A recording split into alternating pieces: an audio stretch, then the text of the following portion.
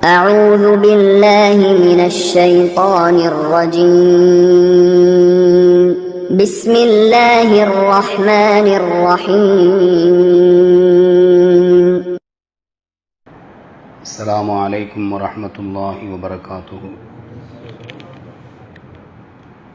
الحمد لله رب العالمين والعاقبة للمتقين والصلاة والسلام على سيدنا محمد وعلى آله وصحابه أجمعين.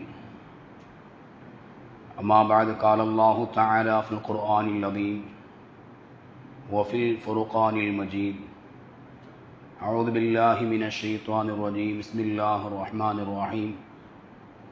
قال قد أجيبت دعوتكما فاستقيما، صدق الله العظيم. قال نبينا محمد صلى الله عليه وسلم: لا تدعوا على أنفسكم إلا بخير فإن الملائكة يؤمنون على ما تقولون. صدق صادق الأمين صلى الله عليه وسلم. அல்லாஹுவின் அன்பும் அருளும் அருமைநாயகம் ரசூலுல்லாஹி ஸல்லல்லாஹு அலைஹி வஸல்லம் அவர்கள் மீதும், அவர்களின் குடும்பத்தார்கள், சத்திய தோழர்கள், நல்லோர்கள், நாதாக்கள், வலிமார்கள், குறிப்பாக ஜும்ஆவினுடைய கடமையை நிறைவேற்ற வேண்டும் என்பதற்காக இறை இல்லம் வருகை புரிந்திருக்கின்ற நம்மவர்கள் மீதும், உலகில் வாழ்கின்ற முஃமினான முஸ்லிமான அனைவர்கள் மீதும் இறையருள் என்றென்றும் உண்டாவதாக. ஆமீன். அல்லாஹும் அல்லாஹுடைய ரசூலும் எதை நமக்கு ஏவியிருக்கிறார்களோ அதை எடுத்து நடக்கவும், எத்தகைய தீமைகளை எச்சரித்திருக்கிறார்களோ அத்தகைய பாவங்களில் இருந்து தவிர்ந்து வாழ்வதற்குரிய பாக்கியத்தை வல்ல ரஹ்மான் நம் அனைவர்களுக்கும் வழங்குவானாக. ஆமீன். கடந்துவிட்ட நிமிடங்கள் வரையிலும் நம்முடைய வாழ்நாளில் நம்மை அறிந்தோ அறியாமலோ செய்த குற்றங்குறைகளையும் பெரும் பாவங்களையும் அல்லாஹ் மன்னிப்பதோடு, இனி வாழும் காலமெல்லாம் பாவத்தின் அளவில் மீளாது நெருங்காது நம்மை பாதுகாத்து நம்முடைய உள்ளங்களில் உண்டான ஆகுமான எண்ணங்களை, நாட்டங்களை அல்லாஹ் அங்கீகரித்துக் கொள்வானாக. நாம் வாழ்கின்ற இந்த இந்திய மண்ணிலும் உலகளாவிய அளவிலும் முஸ்லிம்கள் கண்ணியத்தோடும் சகோதரத்துவத்தோடும் வாழ்வதற்குரிய வழியை அல்லாஹ் விசாலமாக்கி தருவானாக. நாம் குழுந்திருக்கக்கூடிய இந்த இறை இல்லத்தின் வளர்ச்சிக்காக வேண்டி உடலாலும் பொருளாலும் ஆலோசனைகளாலும் யாரெல்லாம் உதவி கொண்டிருக்கிறார்களோ, உதவி செய்தார்களோ அத்துணை நபர்களையும் அல்லாஹ் அவனது நிகரில்லாத பேரருளால் அங்கீகரித்துக் கொள்வானாக. ஆமீன். சங்கைக்குரிய அல்லாஹின் நல்லடியார்களே, அல்லாஹ் ரப்புல் ஆலமீன் சூரத்துல் ஃபாத்திஹாவை பிந்திய பகுதியில் பிரார்த்தனைக்குரிய பகுதியாக அல்லாஹ் ஆக்கி வைத்திருக்கிறான் என்பதை கடந்த வாரத்தில் நாம் செவிமடுத்தோம். நபிகள் நாயகம் ஸல்லல்லாஹு அலைஹி வஸல்லம் அவர்களை குறித்து அபூ மூஸல் அஷ்அரி ரலியல்லாஹு அன்ஹு என்ற நபி தோழர் அவர்கள் அறிவிக்கிறார்கள்: கானன் நபி ஸல்லல்லாஹு அலைஹி வஸல்லம் இதா ஸல்ல சுப்ஹ யர்ஃபஅ ஸௌத்தஹு ஹத்தா யுஸ்மஅ ஸஹாபஹு. பெருமானார் ஸல்லல்லாஹு அலைஹி வஸல்லம் அவர்கள் சுபஹுனுடைய தொழுகை முடிந்து விடுமையானால் தோழர்களெல்லாம் செவிமடுக்கக்கூடிய அளவில் சப்தமிட்ட நிலையில் துஆவை ஓதுவார்கள். சையதுனா கஅப் ரலியல்லாஹு அன்ஹு அவர்கள் சொல்கிறார்கள், அவர்களுக்கு சுஹைப் ரலியல்லாஹு அன்ஹு அறிவிக்கிறாங்க: கான யன்ஸரிஃபு பிஹாதத் துஆஇ மின் ஸலாத்தி. பெருமானார் ஸல்லல்லாஹு அலைஹி வஸல்லம் தொழுகைக்கு பின்னால் இந்த துஆவை நபி அவர்கள் ஓதுவார்கள். இந்த ஹதீஸினுடைய அடிப்படையில் ஸல்லல்லாஹு அலைஹி வஸல்லம் அவர்கள் ஒவ்வொரு தொழுகைக்கு பின்னாலும் சில துஆக்களை அல்லாஹ்விடத்திலே முன்வைத்திருக்கிறார்கள் என்பதை நம்மால் புரிய முடிகிறது. ஸல்லல்லாஹு அலைஹி வஸல்லம் அவர்கள் செய்த துஆ என்ன? அல்லாஹும்ம அஸ்லிஹ் லி தீனி அல்லதி ஜஅல்தஹு இஸ்மத்தன் அம்ரி. இறைவா, என்னுடைய மார்க்கத்தை நீ சீராக்கு, மார்க்கத்தினுடைய விஷயத்தில் என்னை நீ சீர்படுத்து. எந்த மார்க்கத்தில் என்னுடைய ஒட்டுமொத்த காரியங்களையும் நீ ஆக்கி வைத்திருக்கிறாயோ அந்த மார்க்கத்தை பின்பற்றுவதில் என்னை நீ சீர்படுத்து. மிக பிரதானமாக நாம் செய்ய வேண்டிய பிரார்த்தனைகளில் உள்ளது இது. ஏனென்றால் இந்த உம்மத்துமார்களுக்கான முன்னோடியாக இருக்கக்கூடிய முஹம்மது ஸல்லல்லாஹு அலைஹி வஸல்லம் அவர்கள் அல்லாஹ்விடத்தில் அவர்கள் கேட்ட பிரார்த்தனை என்றால் இந்த உம்மத்துமார்களில் ஒவ்வொருவரும் கேட்க வேண்டிய பிரார்த்தனை என்பதை நாம் புரிந்து கொள்ள வேண்டும். பெருமானார் ஸல்லல்லாஹு அலைஹி வஸல்லம் அவர்கள் அல்லாஹ்விடத்திலே முன்வைக்கக்கூடிய கோரிக்கைகளில் முதன்மையான கோரிக்கையாக மார்க்கத்தில் உள்ள காரியங்களில் நான் பின்பற்றுவதில் என்னை நீ சீராக ஆக்கு. வா அஸ்லிஹ் லி துன்யாய அல்லதி ஜஅல்த ஃபீஹா மஆஷி. என்னுடைய உலக வாழ்க்கையின் ஜீவியத்தை நீ அழகாக்கு, சீராக்கு. எதில் என்னுடைய வாழ்வாதாரத்தை எந்த உலகத்தில் நீ ஆக்கி வைத்திருக்கிறாயோ அந்த உலகத்தில் என்னுடைய வாழ்வை நீ சீராக்கு. பெருமானார் ஸல்லல்லாஹு அலைஹி வஸல்லம் அவர்கள் இன்னும் அல்லாஹ்விடத்தில் இப்படி துஆ செய்திருக்கிறார்கள். அல்லாஹும்ம அஸ்லிஹ் லி ஆখিরাতি அல்லதி ஜஅல்த இலைஹா மஆதி. என்னுடைய மீளும் இடம் எதன் பக்கம் இருக்கிறதோ அந்த மறுமையின் நாளில் எனக்கு நீ சீராக ஆக்கு. ஸல்லல்லாஹு அலைஹி வஸல்லம் துஆ செஞ்சாங்க. இந்த உலகம் சார்ந்த பிரார்த்தனைகள் மட்டுமே அல்லாஹ்விடத்தில் முன்வைப்பது என்பதல்ல, மறுமைக்கான பிரார்த்தனையும் நம்முடைய துஆக்களில் இடம்பெற வேண்டும். ஸல்லல்லாஹு அலைஹி வஸல்லம் அவர்கள் பிரத்யோகமாக கேட்டிருக்கிறார்கள். இன்னும் சொன்னாங்க, வஜஅலில் ஹயாத ஸியாதத்தன் லீ ஃபீ குல்லி கைரின். ஒவ்வொரு நன்மைகளிலும் இந்த ஹயாத்தை, ஜீவியத்தை எனக்கு நீ அதிகப்படுத்து. வஜஅலில் மௌத்த ராஹத்தன் லீ மின் குல்லி ஷர்ரின். என்னுடைய மரணத்தை ஒவ்வொரு கெடுதியிலிருந்தும் நெருக்கடியிலிருந்தும் ராஹத்தாக நிம்மதியாக ஆக்கிவை என்று முஹம்மது ரசூலுல்லாஹி ஸல்லல்லாஹு அலைஹி வஸல்லம் அவர்கள் துஆ செய்யக்கூடியவர்களாக இருந்தார்கள். இந்த துஆவினுடைய சப்தம் சஹாபாக்களுடைய செவிகளில் விழும் என்பதாக அபூ மூஸா அஷ்அரி ரலியல்லாஹு அன்ஹு அவங்க அறிவிக்கிறாங்க. முஆத் ரலியல்லாஹு அன்ஹு அவர்கள் பெருமானாருக்கு பிடித்தமான ஒரு சஹாபி. அந்த முஆதை அழைத்து நபிகள் நாயகம் ஸல்லல்லாஹு அலைஹி வஸல்லம் சொன்னாங்க, யா முஆத் வல்லாஹி இன்னி லவ் உஹிப்புக ஃபலா தன்சா. முஆதே, அல்லாஹ்வின் மீது ஆணையாக உன்னை நான் நேசிக்கிறேன்.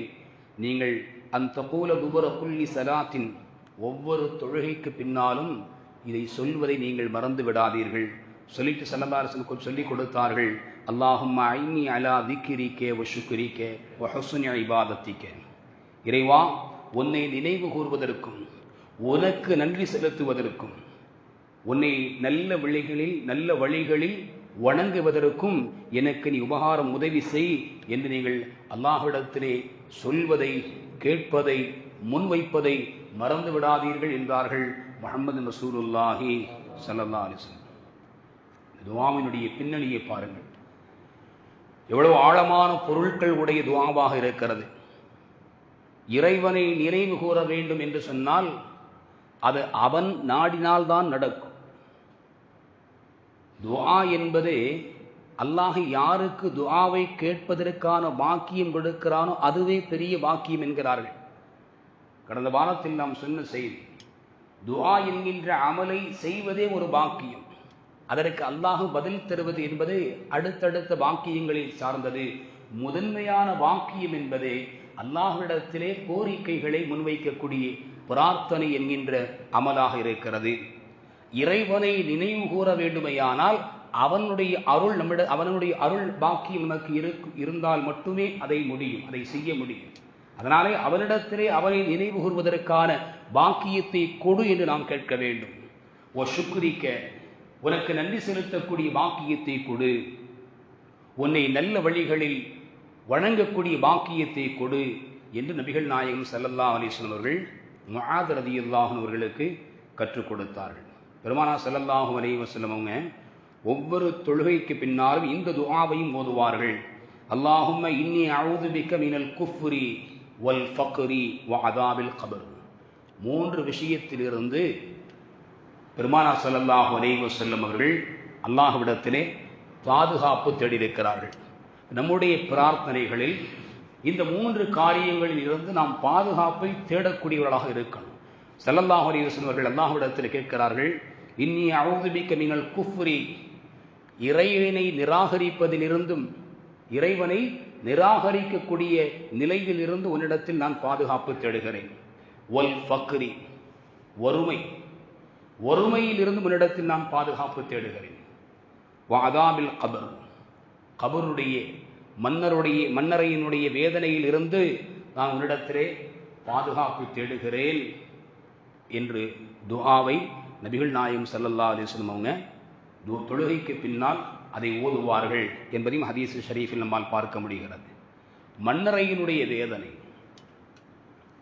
ஒருவரை அடக்கம் செய்யப்படுகிறது என்றால் அந்த இடத்தில் அமைதி காத்து, நாளை அடுத்த வினாடி கூட இருக்கலாம், நம்முடைய நிலை எப்படி ஆகக்கூடும், அதை நினைத்து பார்த்து அவர்களுக்காக வேண்டி பாவ மன்னிப்பு தேடக்கூடிய நிலையில் நம்முடைய ஒவ்வொரு அசைவுகளையும் நாம் ஆக்கிக் கொள்ள வேண்டும். ஆனால் சப்தங்கள் என்பது அடக்கப்படக்கூடிய ஒரு இடம். நாம் அருகில் இருக்கின்ற பொழுது ஏனோதானமான விஷயங்களை சப்தமிட்டு பேச ஆரம்பித்து விடுகிறோம். சப்தமிட்டு பேச ஆரம்பிக்கிறோம். அது இறந்தவர்களுக்கான மன்னிப்பை கேட்கக்கூடிய ஒரு வாய்ப்பாக நாம் அதை ஏற்படுத்திக் கொள்ள வேண்டும்.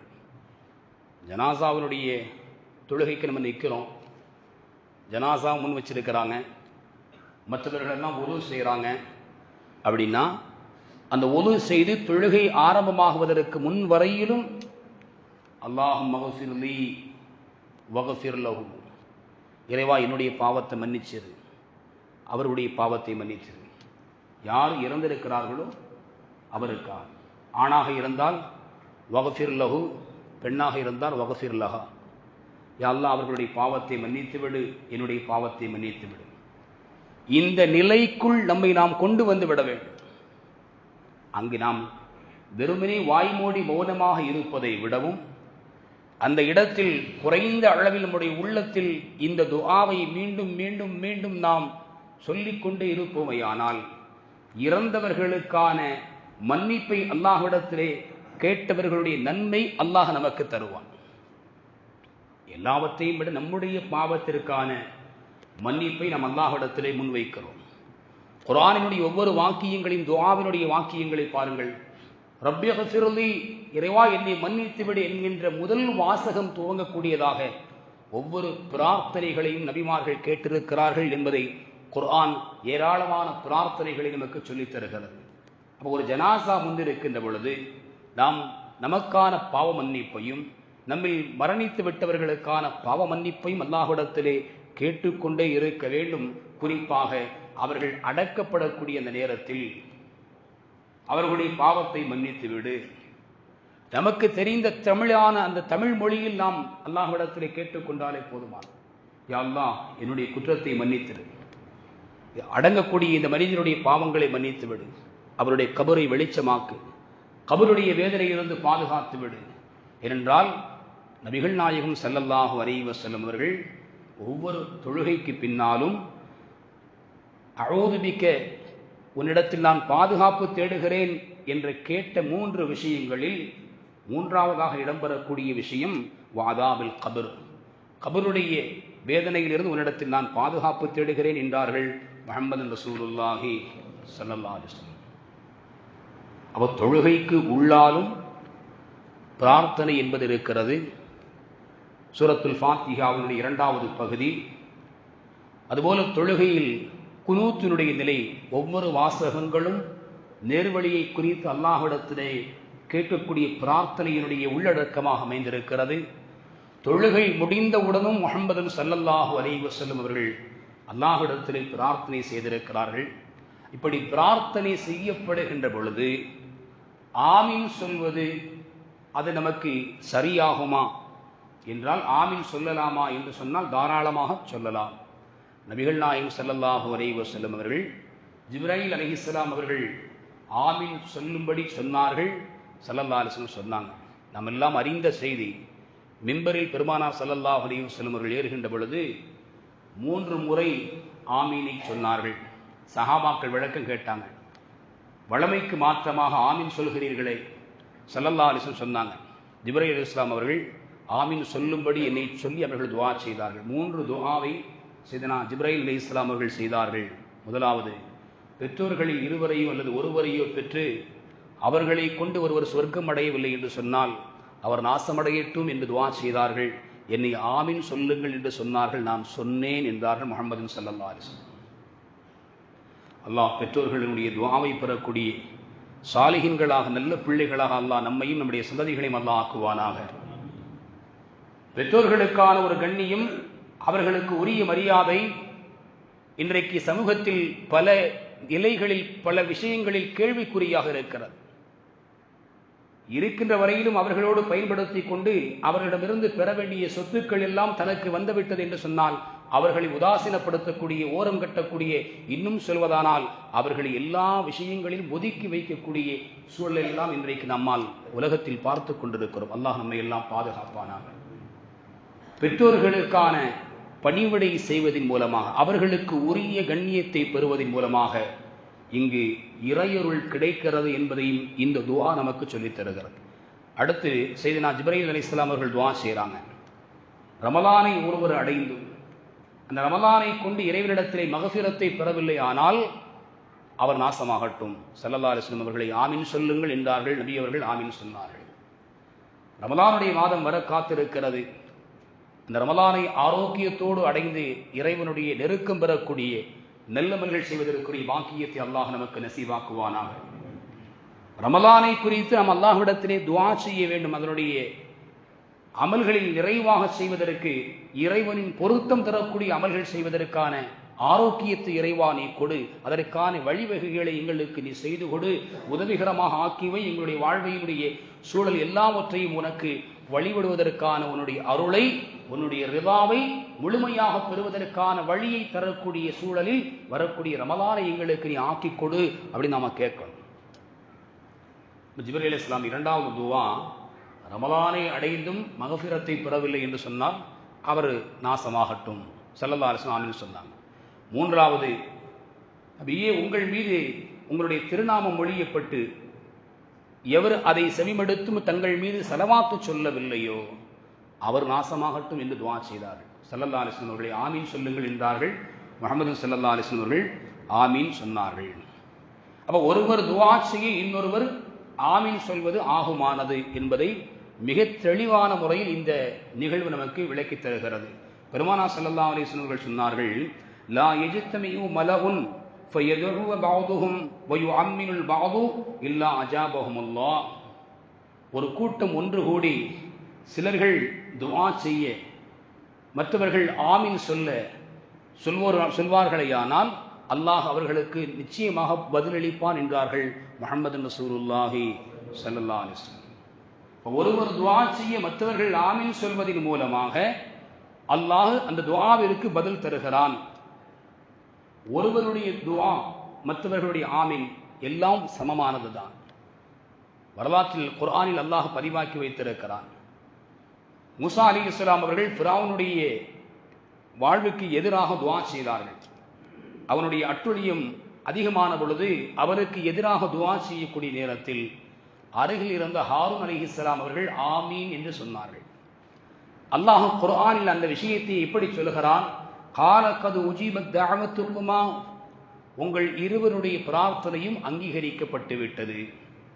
இந்த இடத்தில் மேன்மக்கள் எழுதுவார்கள், ஒருவர் துஆ செய்கின்ற பொழுது எவர் ஆமீன் சொல்கிறார்களோ அவரும் அந்த துஆவை கேட்டது போல என்று மேன்மக்கள் அறிஞர்கள் அதற்கான இந்த வசனத்திற்கு கீழால் விளக்கத்தை தருவார்கள். மூசா அலைஹிஸ்ஸலாம் அவர்களுடைய துஆவிற்கு ஹாரூன் அலைஹிஸ்ஸலாம் அவர்கள் ஆமீன் சொன்னார்கள். அதனால் இருவரையுமே அல்லாஹ் சொல்கின்ற பொழுது அவர்களுடைய இருவருடைய பிரார்த்தனை ஒப்புக்கொள்ளப்பட்டு விட்டது என்று அல்லாஹ் சொல்கிறார்.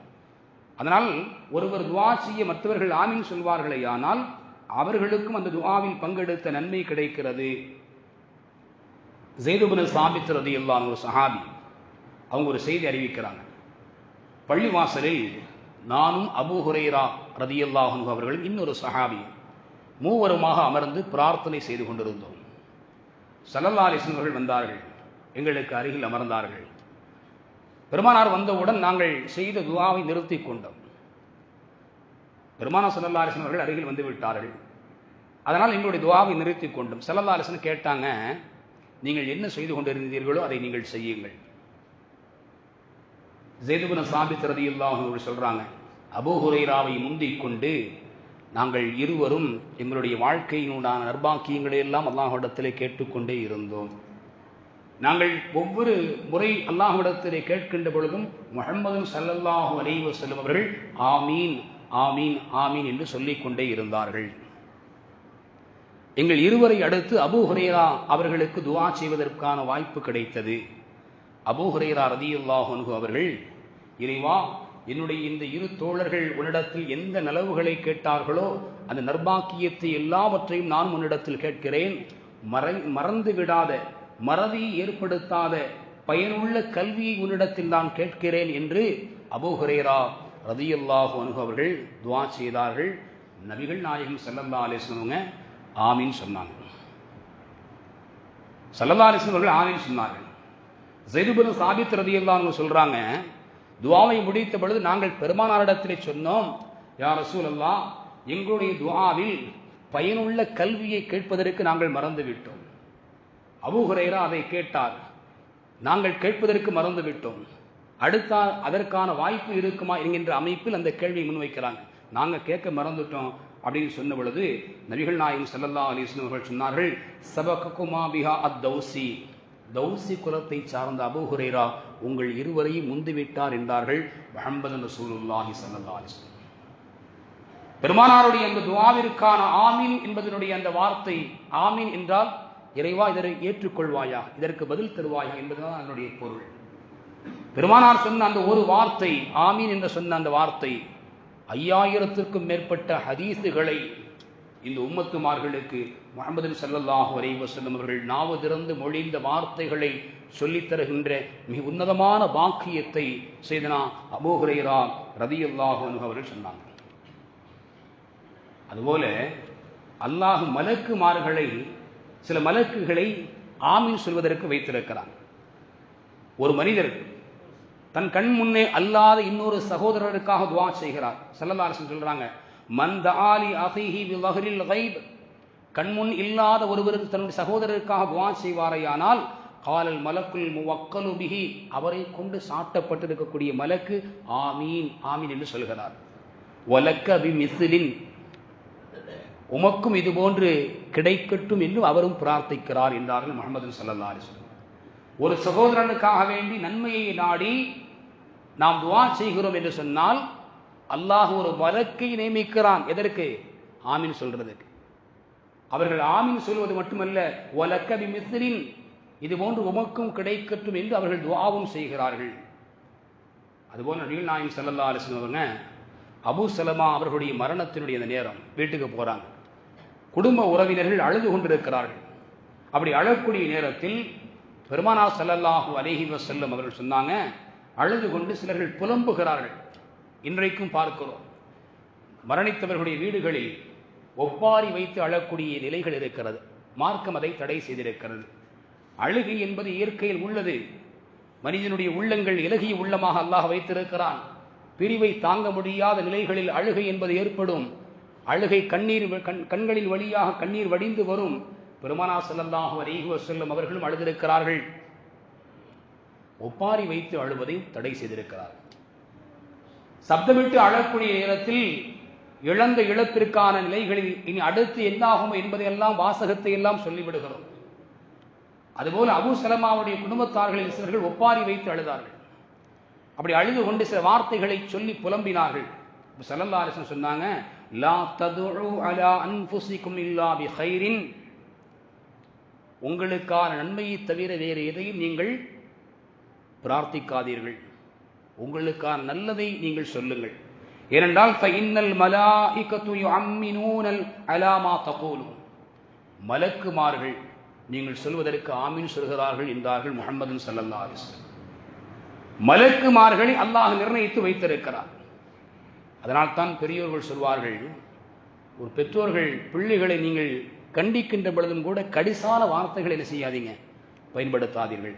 ஒருவேளை அது துஆவாக அமைந்துவிட்டால் பிள்ளையினுடைய வாழ்க்கை நீங்கள் ஏசியது போல அது தலைகீழாக மாறிவிடும். அதனால் பிள்ளைகளை நீங்கள் கண்டிக்கின்ற பொழுதும் கூட கவனமாக நீங்கள் கண்டியுங்கள் என்று சொல்வார்கள். அப்ப நாம் பேசக்கூடிய, நாம் அல்லாஹ்விடத்தில் கேட்கக்கூடிய பிரார்த்தனைகளில் நலவுகளை, நன்மையானதை நாம் கேட்க வேண்டும். ஏனென்றால் மலக்குமார்கள் ஆமீன் சொல்கிறார்கள். இப்போ ஒருவர் துஆ செய்ய மற்றவர்கள் ஆமீன் சொல்வது, அல்லது ஒரு சகோதரர் தனித்தவர் துஆ செய்கிறார் என்று சொன்னால் அல்லாஹ் அவருக்கு ஒரு மலக்கை நியமித்திருக்கிறார் என்பதையெல்லாம் இந்த ஹதீஸுகளின் வாயிலாக நம்மால் விளங்கிக் கொள்ள முடிகிறது. அருமையானவர்களே, ஒவ்வொரு ஃபர்லான தொழுகைக்கு பின்னாலும் ஓதப்படக்கூடிய பிரார்த்தனை நிறைவான பொருட்கள் உள்ளடங்கிய பிரார்த்தனையாக அது இருக்கிறது. ஒவ்வொன்றையும் தனித்தனியாக சொல்வது என்பது நேரத்தினுடைய நிலையை கருதி சுருக்கமாக நான் சொல்கிறேன். சுபுஹனுடைய அந்த பிரார்த்தனையில் நாம் கேட்கக்கூடிய செய்தி, அல்லாஹும்ம அஜிர்னா மினன்னார். ஒன்றை நாம் புரிந்து கொள்ள வேண்டும், அந்த துஆக்களினுடைய ஒட்டுமொத்த வாசகங்களை எதை நீங்கள் எடுத்துக்கொண்டாலும் எங்களை என்று எல்லாரையும் சேர்த்த நிலையில் பன்முகத்தன்மையான வார்த்தைகளைத்தான் அங்கு பயன்படுத்தியிருப்பார்களே தவிர ஒருமையான வார்த்தைகளை எனக்கு கொடு அல்லது எனக்கு என்னை நீ ஏற்படுத்து, என்னை சுவர்க்கத்தில் புகுத்து, என்னை நரகத்திலிருந்து நீ பாதுகாத்து விடு என்கின்ற ஒருமையான வார்த்தையை ஒரு இடத்திலும் பிரார்த்தனையில் நம்மால் பார்க்கவே முடியாது. அப்படிப்பட்ட அமைப்பில் இந்த துஆக்களை வைத்திருக்கிறார்கள். சுபுஹனுடைய துஆவில் நாம் கேட்கிறோம், அல்லாஹும்ம அஜிர்னா மினன்னார், நரகத்திலிருந்து எங்களை நீ பாதுகாத்து விடுவாயாக. நபிகள் நாயகம் ஸல்லல்லாஹு அலைஹி வஸல்லம் சொன்னாங்க, சுபுஹனுடைய தொழுகை முடிந்து விட்டது என்று சொன்னால் 7 முறை நீங்கள் அல்லாஹ்விடத்திலே அல்லாஹும்ம அஜிர்னி மினன்னார், நரகத்திலிருந்து என்னை பாதுகாத்து விடு என்று கேளுங்கள். அப்படி கேட்பீர்களே ஆனால், கேட்டு அந்த நாளில் மரணம் வந்து விட்டது என்று சொன்னால் நரகத்தில் அல்லாஹ் உங்களுக்கு திரையை ஏற்படுத்தி வருவான் என்றார்கள் முஹம்மது ரசூலுல்லாஹி ஸல்லல்லாஹு அலைஹி வஸல்லம். இன்னொரு ஹதீஸ் இருக்குது, சுபுஹுக்கு பின்னாலையும் கேளுங்க, மக்ரிபுக்கு பின்னாலே என்ன செய்யுங்க, 7 முறை நரகிலிருந்து நீங்கள் விடுதலையை கேளுங்கள் என்றார்கள் முஹம்மது ரசூலுல்லாஹி ஸல்லல்லாஹு அலைஹி வஸல்லம். அதனாலதான் சுபுஹனுடைய தொழுகைக்கு பின்னால் உண்டான துஆவிலும் மக்ரிபினுடைய துஆவிற்கு பின்னால் உள்ள அந்த துஆவிலும் அல்லாஹும்ம அஜிர்னா மினன்னார் என்று 7 முறை நாம் ஓதுகிறோம் என்பது நமக்கு தெரிகிறது. அதற்கான ஆமீனுடைய சப்தம் என்பது மிக குறைவாக இருக்கிறது. ஆமீன் சொல்லணும். ஓதப்படக்கூடிய துஆ, அதற்கு நீங்கள் ஆமீன் சொல்கின்ற பொழுது நீங்களும் அந்த துஆவில் பங்கெடுத்தவர்களாக ஆக முடியும் என்பதை குர்ஆனுடைய வசனமே ஆதாரமாக இருக்கிறது. மூசா அலைஹிஸ்ஸலாமுடைய துஆவிற்கு ஹாரூன் அலைஹிஸ்ஸலாம் அவர்கள் ஆமீன் சொன்னார்கள். அல்லாஹ் இருவருடைய பிரார்த்தனையுமே அங்கீகரிக்கப்பட்டது என்று அல்லாஹ்வே குறிப்பிடுகிறான். அப்போ ஒருவர் துஆ ஓத மற்றவர்கள் ஆமீன் சொல்வார்களே ஆனால் அனைவர்களுமே துஆ செய்வதனுடைய பலன்கள் இருக்கிறோம். சுபுஹனுடைய துஆவினுடைய வாசகத்தை நாம பார்க்கணும். அல்லாஹும்ம ஜஅல் சபாஹனா சபாஹ ஸாலிஹீன், இறைவா இந்த காலையை நல்லோர்களுடைய காலை போல எங்களுக்கு நீ ஆக்கு.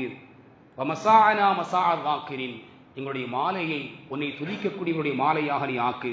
வகுலூபனா குலூபல் ஹாஷிரீன், எங்களுடைய உள்ளங்களை உன்னை பயப்படக்கூடியவருடைய உள்ளங்களாக நீ ஆக்கு.